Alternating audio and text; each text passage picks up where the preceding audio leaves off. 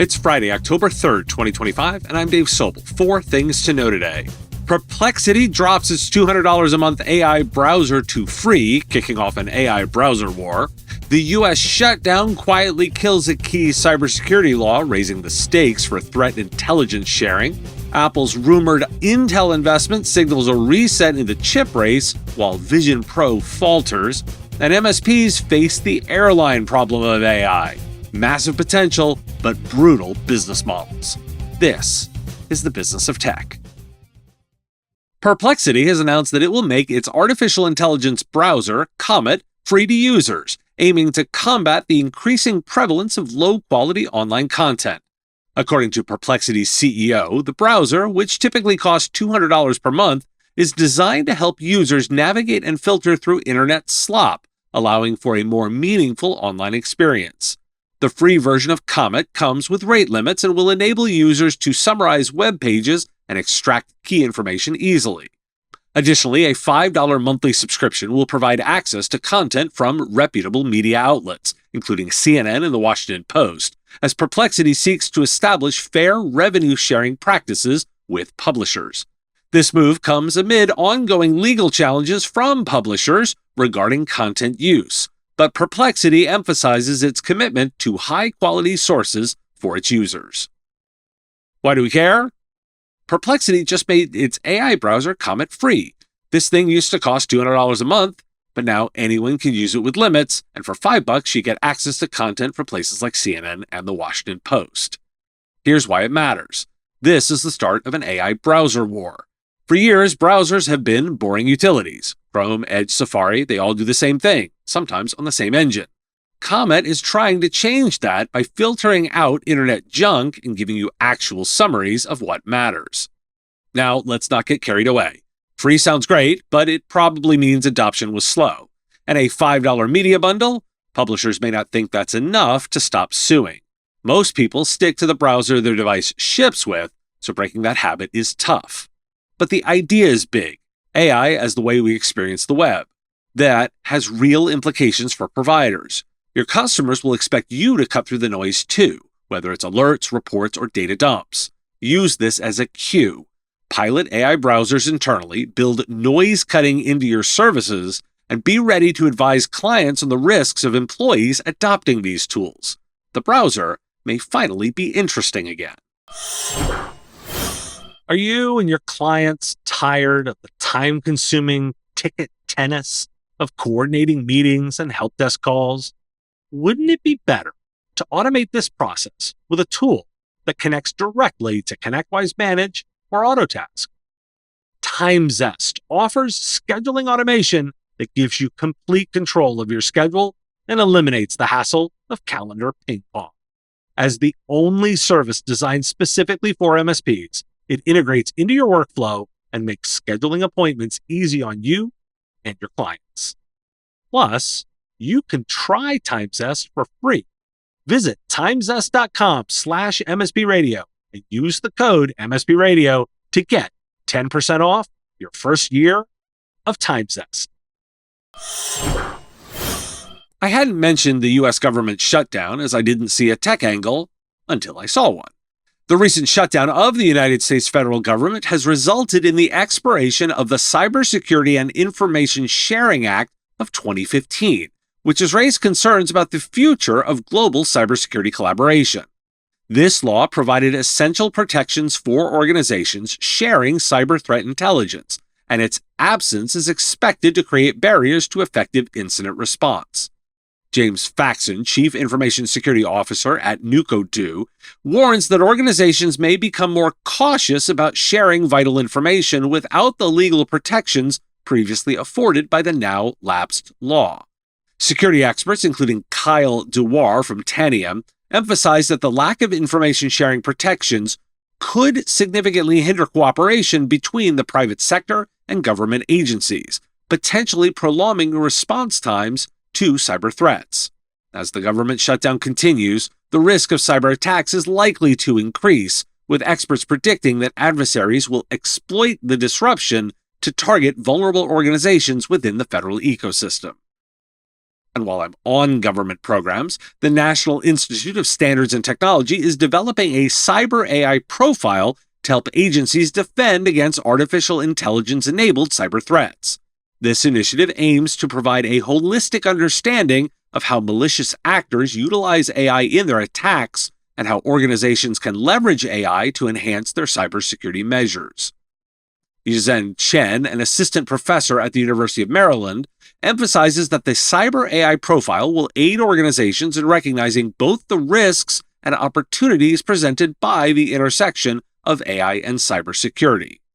The vice president of public policy and government affairs at Palo Alto Networks notes that adversaries are now using AI to create custom malware and carry out ransomware attacks more effectively. NIST's profile seeks to refine existing cybersecurity practices to better address these emerging AI-driven threats, providing new taxonomies for risk management and defense that reflect the capabilities of artificial intelligence. Why do we care? Here's a tech angle to the shutdown you might not have noticed. That law expired. It gave companies protection when they shared cyber threat data. With it gone, businesses are going to clam up, and that means slower response times and more room for attackers. And you better believe bad actors will take advantage while the government is offline. Meanwhile, NIST working on a cyber AI profile, a framework for understanding how AI changes both attacks and defenses. Adversaries are already using AI to write better malware and run smarter ransomware campaigns. NIST wants to give defenders a playbook, but by the time it's published, attackers won't be standing still. For MSPs, this means don't depend on the government for threat intel. Double down on your vendors and peer networks. And pay attention to NIST's work. It'll trickle down into compliance frameworks and the tools you use. The big picture? Government dysfunction makes us weaker, and AI makes attackers stronger. You can't wait for Washington to fix it. You have to get ahead of it yourself. I don't normally do rumors, but the New York Times is reporting on a potential investment deal between Apple and Intel, and it's raising significant questions about the future of the chip manufacturer and its connections to the U.S. government. Following Intel's agreement to sell a stake to the government, its shares have surged, and discussions with Apple about investment have intensified, as reported by Bloomberg. In the past, Apple transitioned from using Intel chips in its MacBooks to develop its own processors, citing performance concerns. However, this new dialogue suggests a possible collaboration where Intel could manufacture chips for Apple's data centers or even produce Apple-designed chips. The company has faced challenges in keeping pace with competitors in the production of advanced artificial intelligence chips and other mobile phone models, which previously cost it Apple's Mac business. Notably, Apple CEO Tim Cook has pledged to invest $600 billion in U.S. manufacturing, which could play a critical role in this relationship. Apple appears to be stepping back from its Vision Pro headset, focusing instead on developing lighter, more affordable smart glasses similar to those from Meta. According to reports from Bloomberg, the company has shelved plans for a revised version of the Vision Pro, which launched at a price of $3,500, but has failed to gain traction in the market since its release in February of 2024. Despite initial excitement surrounding the device, it has not generated significant developer interest, hindering its ecosystem growth. Industry insiders suggest that Apple executives view the Vision Pro as an over-engineered product, acknowledging its shortcomings in functionality and market appeal. Meanwhile, Meta's new Ray-Ban display glasses are being introduced at a much lower price point of around $800, potentially positioning them to capture greater consumer interest in the emerging face computer market. Why do we care? Rumors say Apple may put money into Intel. Remember, Apple ditched Intel chips in Macs because they weren't good enough. Now, they might use Intel to manufacture Apple-designed chips for data centers or AI. Pair that with Intel already taking a government investment, and you see the play. U.S. chip making is a strategic priority, and Apple gets political cover for its Made in America promises. And then Apple's Vision Pro, the headset that nobody really wanted, for $3,500. Yeah, Apple is pulling back. Developers aren't building for it, the ecosystem isn't there, and the company is now pivoting to cheaper smart glasses, more like Meta's Ray-Bans. Translation, even Apple can over-engineer and miss the market. So why do we care? For MSPs, this is about focus. The chip story tells you where the battles are in data center and AI infrastructure, where costs and supply chain matter. The headset story? It's a reminder to cut through hype. Don't sell your customers moonshots without proven value. Stick to what delivers outcomes today. Time for a Friday Big Idea. The AI Journal has a piece on how managed service providers are at a critical junction as artificial intelligence transitions from a luxury to a necessity. A recent IT Trends report reveals that 34% of organizations lack policies to manage AI adoption effectively, creating both risks and opportunities for service providers. As clients experiment with AI tools, often without oversight, managed service providers must take proactive steps to establish governance and ensure that AI delivers measurable value. The pressure is mounting on these providers to modernize their services. Clients now demand faster resolutions and strategic insights, making AI a foundational element in service delivery. A survey indicated that 60% of IT professionals reported experiencing moderate to high levels of burnout, highlighting the need for automation in repetitive tasks to alleviate workloads. Furthermore, while AI can streamline operations, experts warn against relying on it for complex decision-making, emphasizing the necessity of human oversight to mitigate risks associated with AI technologies. Why do we care? MSPs are at a critical junction with AI. A third of organizations don't have any policies to manage AI use. Employees experimenting without oversight, burnout is high, and customers want faster insights, not just faster tickets. That creates both risk and opportunity for providers. Here's the bigger picture. I think AI models are about to become the airline business.